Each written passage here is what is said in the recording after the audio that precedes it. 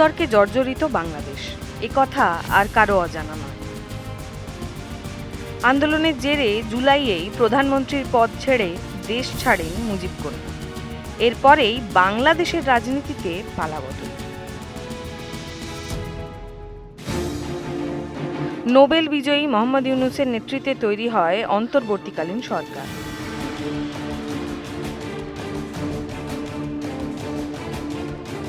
এরপর দফায় দফায় উত্তপ্ত হয়েছে বাংলাদেশ। পাল্লা দিয়ে বেড়েছে বিতর্ক। কখনো বিতর্কের কেন্দ্রে হাসিনা সহ আওয়ামী লীগ, তো কখনো বিতর্কে মোহাম্মদ ইউনূসের অন্তর্বর্তীকালীন সরকার। আওয়ামী লীগের ছাত্র সংগঠনের নিষিদ্ধকরণ, আওয়ামী লীগের ছাত্রদের সরকারি চাকরিতে না, পাশাপাশি জাতীয় দিবস বাতিল সহ বাংলাদেশের নানা জায়গা থেকে শেখ মুজিবুর ও তার পরিবারের নাম নিশ্চিহ্ন করে দেওয়া, সবই করেছে অন্তর্বর্তীকালীন সরকার। নানা সময়ে প্রশ্ন উঠেছে নতুন সরকার গঠনের নির্বাচন নিয়েও। সুযোগ বুঝে জল মাপতে ময়দানে নেমেছে বিএনপি।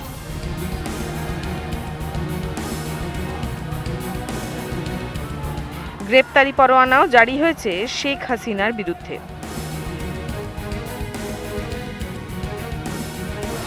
আর এর মধ্যেই অন্তর্বর্তীকালীন সরকারের 100 দিন পার।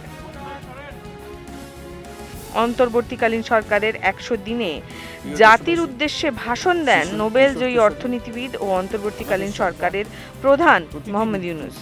আর ভাষণের গোড়াতেই জুলাই আগস্টের শহীদদের পাশাপাশি মুক্তিযুদ্ধের লাখো লাখো শহীদকে স্মরণ করেন মোহাম্মদ ইউনূস। প্রিয় দেশবাসী, শিশু, কিশোর কিশোরী, তরুণ তরুণী, ছাত্রছাত্রী, বয়স্ক, বৃদ্ধ, পুরুষ, মহিলা, সবাইকে সালাম জানাচ্ছি। বিপ্লব চলাকালে প্রায় 1,500 ছাত্র শ্রমিক জনতার শহীদে মৃত্যু হয়। আমাদের সরকার প্রতিটি মৃত্যুর তথ্য অত্যন্ত যত্নের সাথে জোগাড় করছে। এই বিপ্লবে আহত হয়েছে 19,931 জন।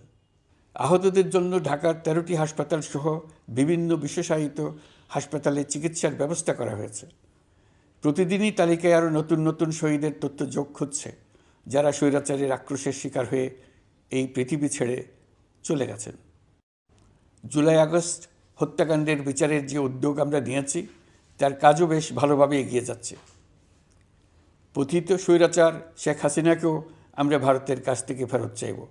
কেবল জুলাই আগস্ট হত্যাকাণ্ডই নয়, আমরা গত 15 বছরে সব অপকর্মের বিচার করব।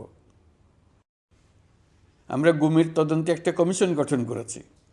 কমিশন প্রধান আমাকে জানিয়েছেন অক্টোবর পর্যন্ত তারা 1600 গুমের তথ্য পেয়েছেন। তাদের ধারণা এই সংখ্যা 3,500 ছাড়িয়ে যাবে। আমি নিশ্চিত নই সংস্কার প্রস্তাবসমূহ বাস্তবায়নের সুযোগ আমরা কতটুকু পাব। তবে আমি আপনাদের কথা দিচ্ছি, আপনারা সুযোগ দিলে প্রয়োজনীয় কিছু অত্যাবশ্যকীয় সংস্কার কাজ শেষ করেই আমরা আপনাদের কাঙ্ক্ষিত নির্বাচন আয়োজন করব। ততদিন পর্যন্ত আমি আপনাদের ধৈর্য ধারণ করার অনুরোধ করব। আমরা চাইব আমরা যেন এমন একটি নির্বাচন ব্যবস্থা সৃষ্টি করতে পারি যা যুগ যুগ ধরে অনুসরণ করা যাবে।